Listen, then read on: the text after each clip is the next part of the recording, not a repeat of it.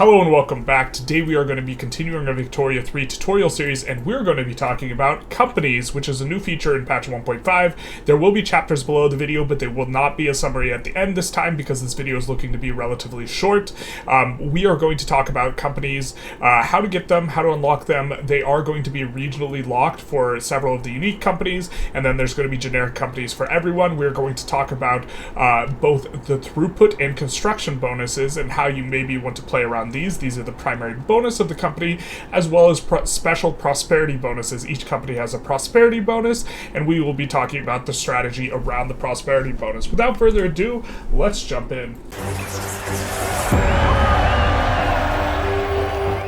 A maximum 6 number of companies is possible. One you will unlock from laissez-faire, which now gives +1 max number of companies, and the other 5 will be unlocked with technology, many of them new in the society section, starting with corporate charters, which gives you +1 max number of companies, joint stock companies, which gives you max number of companies, and urban centers. Just to note, these technologies are very strong because companies are quite strong. Then followed by investment banks, which gives companies and urbanization. These urbanization modifiers are also useful, or at least the first few are, corporate governance, and then finally macroeconomics, which really kind of shapes up to be a very strong game because it also gives market access price impact. So there's just over 120 companies available in the game. Around 2 dozen or so will be generic companies that are available to every single country, no matter what, as long as they have the associated industry. So an example of this is the Nanjing Agricultural Guild, which has a dynamic name. So it'll be named differently if you're playing a different country, but this is the exact same company in terms of function. For everyone else, if we hover over establish, we can see the establishment requirements. Sometimes if you already meet them, it will not tell you, but this will also require that we have certain levels built in the associated industries, in this case rice, corn, and millet. Around 90 or so companies are going to be region locked. These are going to require that you have, stuff built in a particular region. So for example, the Imperial Tobacco Corporation of Persia, this one is going to be locked behind, let's take a little bit of a hover, and we see that we have to have at least 4 Qing states, at least 4 in Persia, is incorporated and have tobacco equal to, greater than or equal to level 5, and then we will be able to slot in this company. Notably, this requires us to have regional lands in Persia, and so this one is region locked. There's a handful of companies that are going to be locked behind certain cultures, around a half a dozen, really not a lot, but they will not be visible unless you are playing those cultures. And finally, there's one company, a Japanese company, that is going to be locked behind the Meiji Restoration, which you can only slot in then. So the benefits of companies are threefold. With the associated industries for the companies, so for example, Beijing Metals here is associated with iron mines and lead mines, you will receive a throughput bonus and a construction bonus, the amount of which is going to be dependent on your prestige level, up to 20% and up to 20% for throughput, 35% for construction. These are going to be the most important bonuses, but also if you have one of the most productive industries in the world, you will gain access to prosperity. It will tick up 5 at a week, and then finally if it's over 100, it will give you this prosperity bonus. Generally speaking, you care more about the throughput and construction bonuses. However, some companies do have particularly strong prosperity bonuses such that they're going to be worth using. Through most phases of the game, unless you have a huge labor shortage, the most useful aspect is going to be the construction bonus, and you want to think of this as you are trying to maximize the amount of construction you are trying to get. Really, you can't specialize too much as a result of market access price impact in patch 1.5 with local prices, where the market price will inform only a portion of price, which overall depresses trade. And so you can't just specialize and then trade as much as you would like, and instead you actually kind of just build what companies you use around what is meta. And so speaking of that, if we're thinking that the most important part of this bonus is the 35% construction bonus, then we need a strategy that's going to make this bonus in particular give us the absolute most construction. So the absolute min-max strategy is whatever you're building, you should actually just slot out a company and slot that company in. So you can see we're building textile mills. If we're min-maxing, and I think this is exploitative and I don't do this, but I do think that it is is meta, we could just slot out a company, and then we would scroll, find a fabric associated company, a company that's associated with textile mills, and in this case, the generic textile mills. This is probably not the best textile mills we could use, but we're using it as an example. Just slot that in, and now we will get 35% construction, on the textile mills we are currently building. If you don't want to do this, you instead want to kind of abstract and think about, well, where does all the construction in my economy go?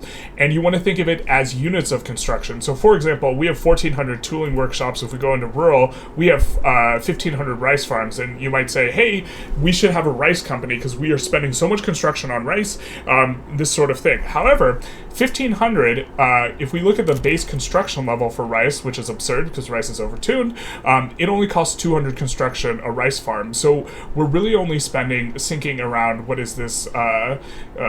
30,000 construction overall into rice. Never do math when recording a video on the fly because you're already trying to think about what you're going to say next. But tooling workshops are going to cost 3 times as much construction. So we have way more construction sunk in, on the tooling workshops. And so what you kind of want to do is if you are getting a company for the construction bonus specifically, what you want to look for is, what am I using all the construction on? And you will notice that tools in particular stands out.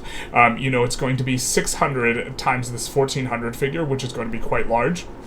But also standing out is, something like steel, which actually takes 1/3 more construction than tools. It's not quite as big as tools, because if you figure in the third, it's the equivalent of 1,200 tool factories.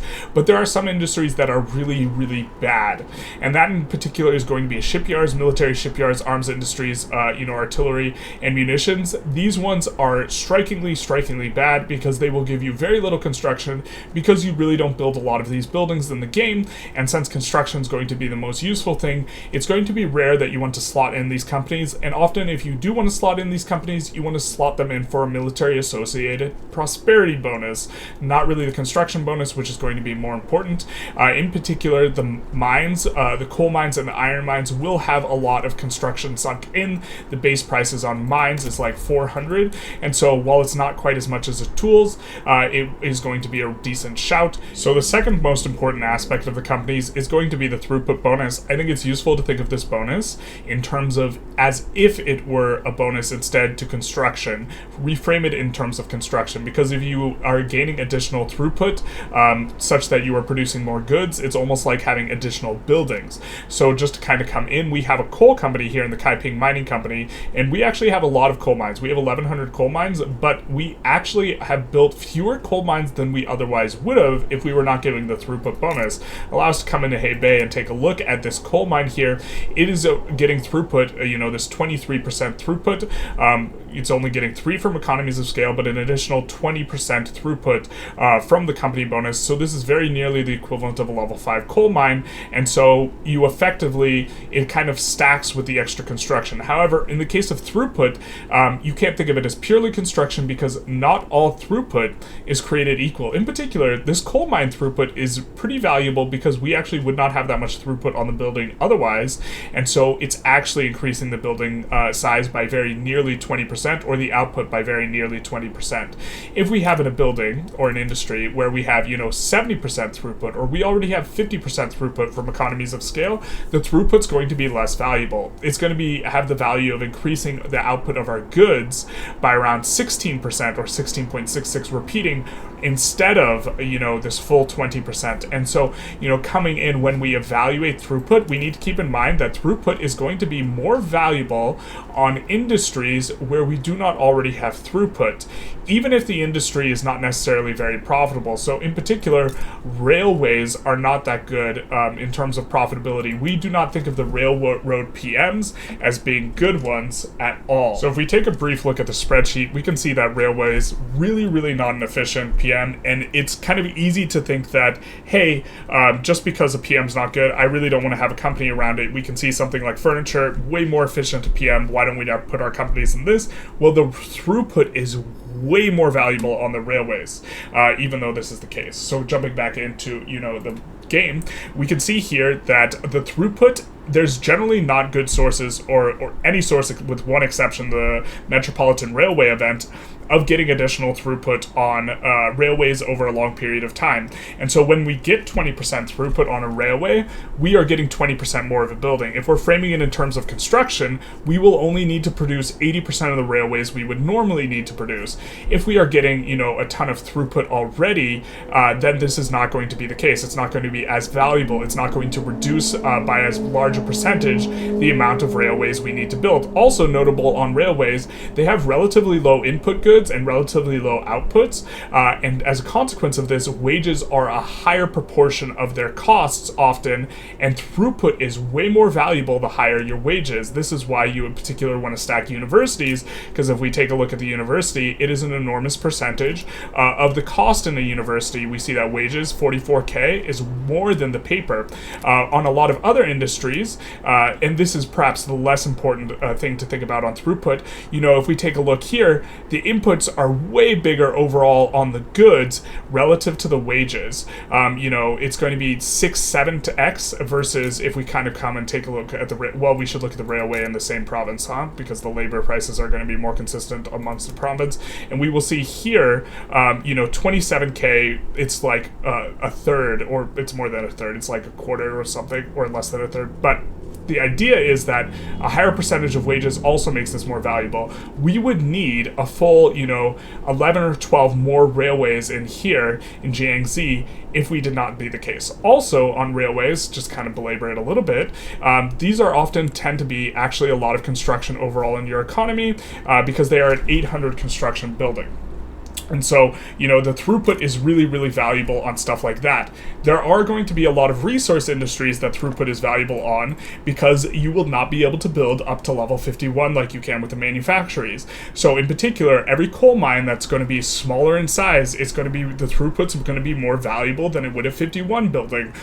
Same with, all of the mines, but also, rubber often only goes to like level 25 and wood is often in the 10s, like this type of stuff. And the throughput will overall increase, the amount you get out. Throughput also is going to be important for when you start running out of resources.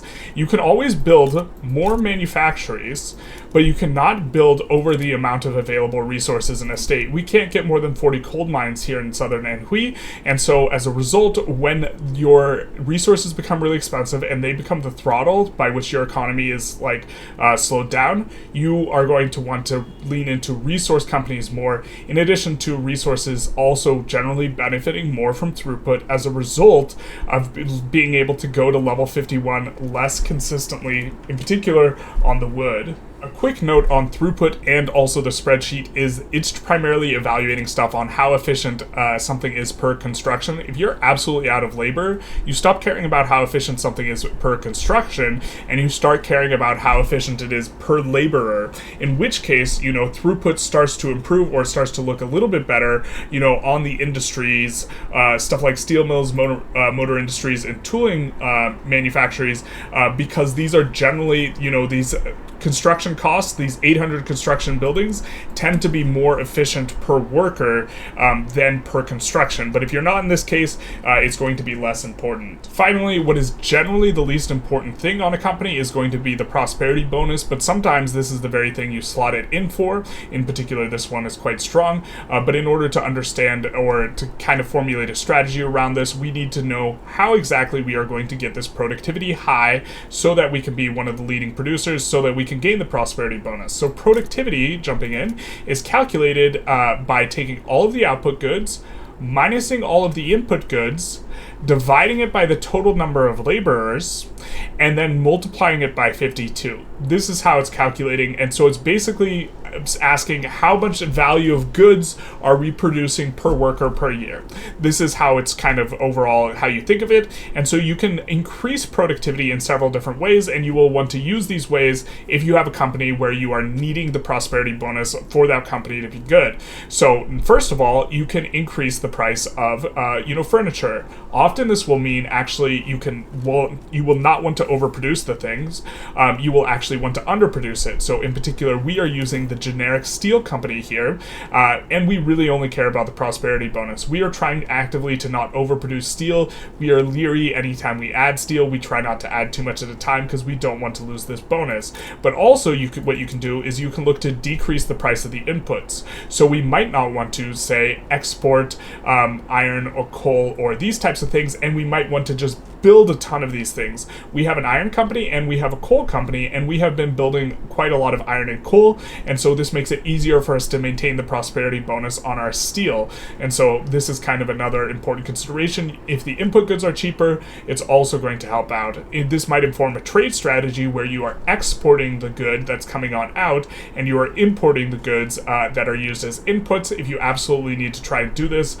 In the case of, PMs that are regionally specific, so in the case of, let's say, railroads, which we are using a railroad PM, also when the price gets cheap, you can just turn on more PMs.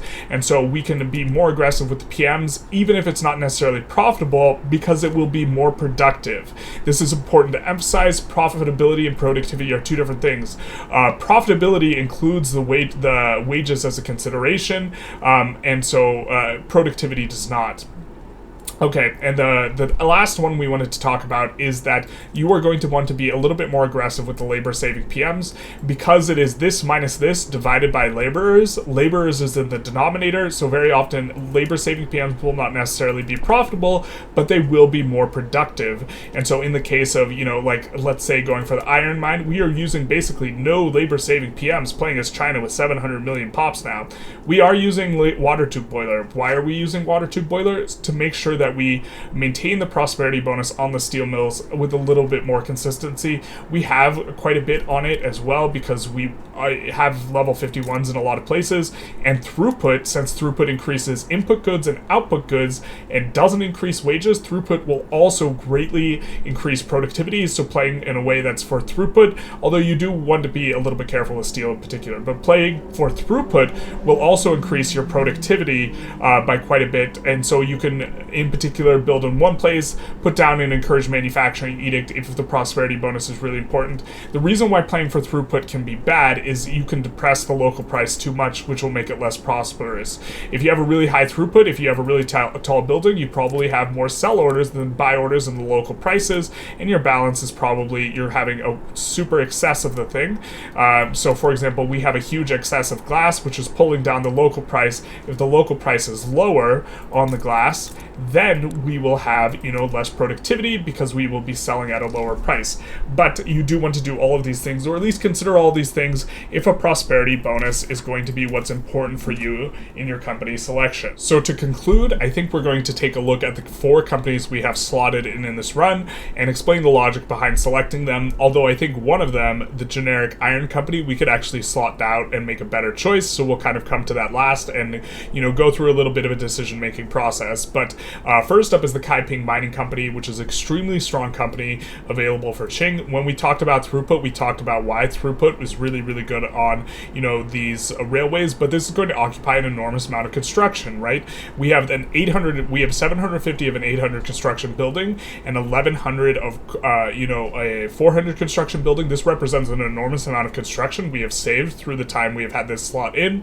We don't really care about the tech spread, and then the throughput on railways is particularly nice, again, for the reasons we discussed. We have Qing Steel and also this one here, which I'm not going to try and pronounce, which we are primarily using for prosperity bonuses, because in terms of saving overall your construction, 35% is nice, but 5% on everything is going to be way more valuable, and so we have this slot in for 5%. But also, we have 900 steel mills when we are not that actively trying to build them, and so we are still benefiting from quite a lot of construction achieved from this 800 construction building. Having 900 of them, we have gotten a lot of discounted construction. For this company, the logic is exactly the same. We really don't care about this infrastructure per 100k population. We have 5 infra per 100k population, so this 0.05 is basically meaningless, and it doesn't increase the cap. Some companies increase the caps. We're here for the state construction efficiency. However, we're starting to kind of warm up to the idea of, power in particular, using companies for power for the construction, because man, oh man, is it giving us a lot of construction. And very often with power plants, China might not be the best example for a lot of things. You will only build like one or two, and now throughput is really valuable when you don't have a lot of or a very high level building, which is often the case with power plants because they are local, and so you can't really push throughput, and instead you have to play for local prices with power, and so this construction or this throughput on them are going to be way better. Throughput from economies of scale you can't really play towards, and so this is kind of an explanation. In general, prefer the resource industries because I think it's better to specialize in them early and overbuild them and this sort of thing, and it's also nice that we're getting 10% steel mills off of this Beijing metals, because this 10% steel mill building throughput is going to increase productivity on our steel mills.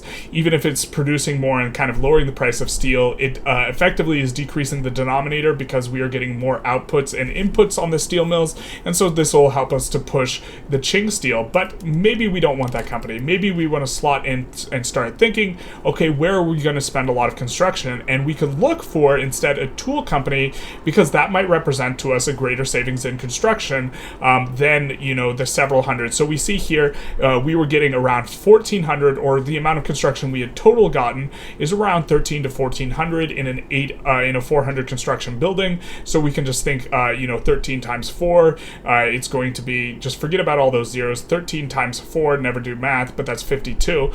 So roughly 52. Could we get a bigger score from something else? Or are we going to have a higher percentage of our economy? You notice here 1,400 on a 600 construction building, we could get more benefit from construction on these. However, the throughput would not be as valuable because a lot of, our glassworks and our furniture manufacturers are built to level 51.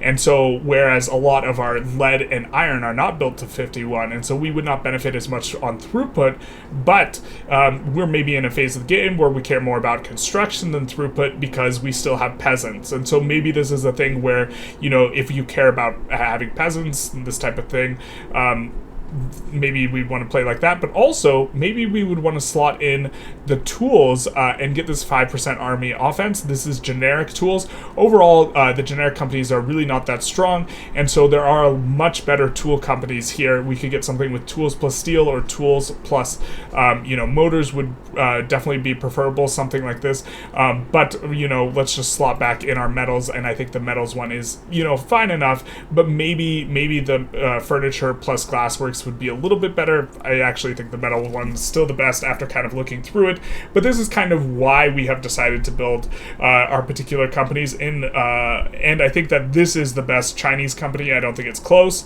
and this company that we are getting is located in Lima, which is source of a company, and there's going to be another company that we would probably want to slot in instead of this metals company, which is going to be So I was going to show Bolivia's steel railway company, but I think we'll instead take a look at Koopa's, which would be kind of more what we would be leaning towards a little bit for this run, and because we already have a railway company. Notably, this is going to give us railway building throughput as its prosperity bonus, which is quite nice, as well as the steel mills building throughput, further kind of locking in, our ability to maybe overbuild steel a little bit while still maintaining the prosperity bonus. But also, it would give us construction on tools and motors, neither of which we have. This is one of the better tooling companies in the game. It's located in Greece, which is a pretty good shout. Anyways, I hope this is also probably the best company in the game. Shout out to Ericsson. But this will conclude kind of our tutorial here. I hope you enjoyed. Feel free to like, comment, subscribe. We are going to be doing, coming up, top 5 countries with the best companies, but that will be saved for a later day. Feel free to like, comment, subscribe, do the YouTube algorithm thing, and have a good day.